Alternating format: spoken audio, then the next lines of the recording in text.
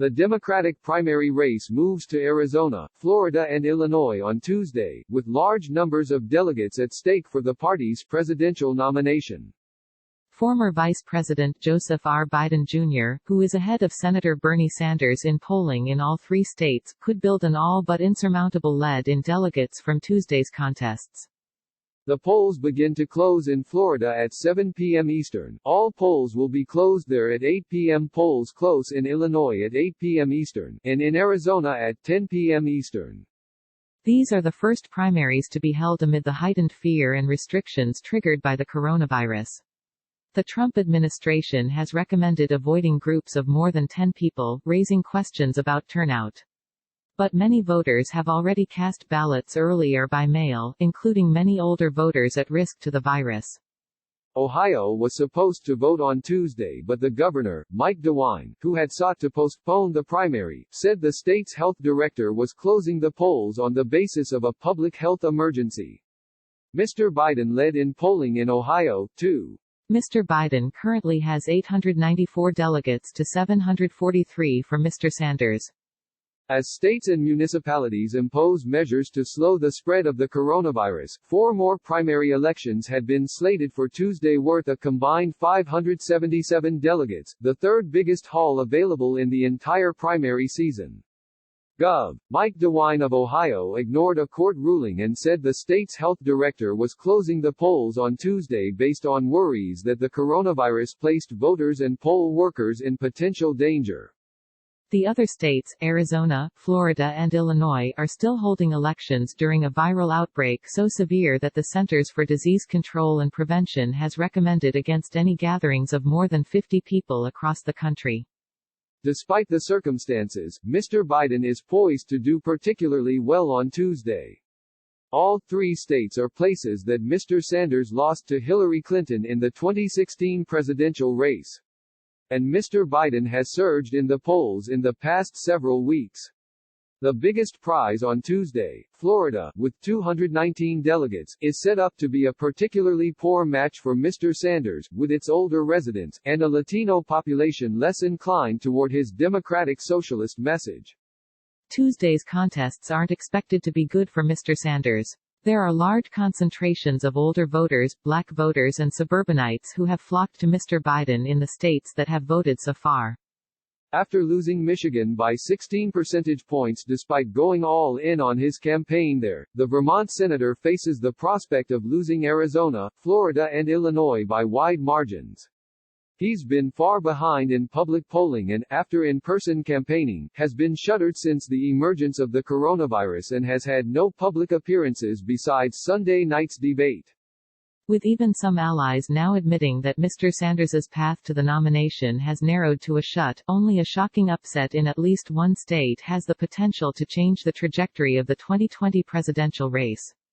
Short of that, Mr. Sanders will be left in a state of suspended animation, far behind Mr. Biden in the delegate race with no upcoming primaries or caucuses to alter the state of the race, at least not until coronavirus concerns pass. Hundreds of thousands of voters will go to the polls in Florida on Tuesday and participate in the state's Democratic primary despite lingering concerns about the coronavirus and the health risks associated with large gatherings of people.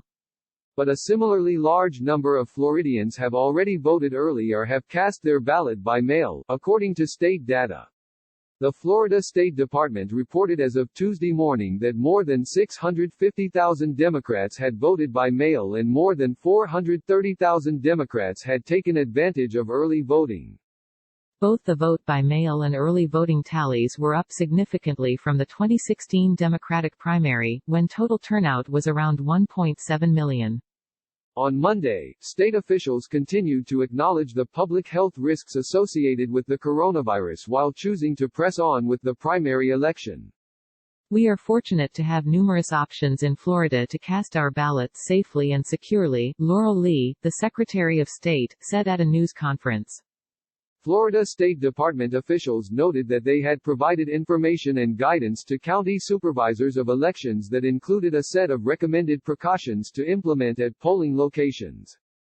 Chris Chambliss, the supervisor of elections in Clay County, a midsize county just south of Jacksonville, said that disinfectant wipes and hand sanitizer had been deployed at early voting sites and that they would continue to be used at polling locations on Tuesday.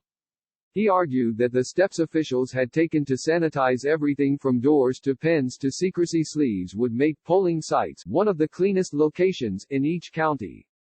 I would not hesitate a moment to send a family member to a polling location, he said.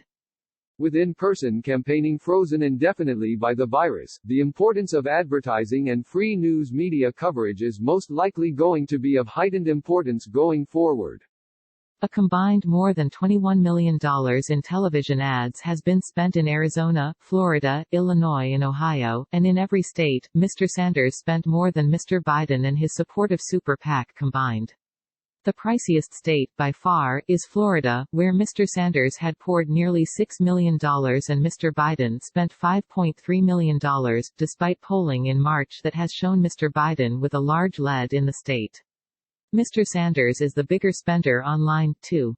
In the past 7 days, Mr. Sanders has spent about $247,000 on Facebook ads in Illinois, nearly 5 times the $53,000 that Mr. Biden spent. It was a similar story across all 4 states, with Mr. Sanders, $106,000, far outpacing Mr. Biden, nearly $20,000, in Arizona and doubling him in Florida. All eyes are on the presidential primary, of course, but there are also several important down-ballot races happening in Illinois today. The most closely watched is the primary in the 3rd Congressional District between Representative Daniel Lipinski, a conservative Democrat, and Marie Newman, a progressive challenger.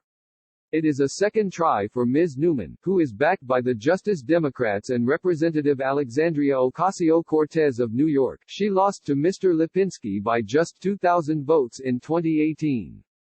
The primary will be an important test of whether someone like Mr. Lipinski, who opposes abortion and voted against the Affordable Care Act, is still welcome in the Democratic Party, and conversely, whether a candidate from the party's progressive wing can win in a district that, while solidly Democratic, leans more conservative on social issues.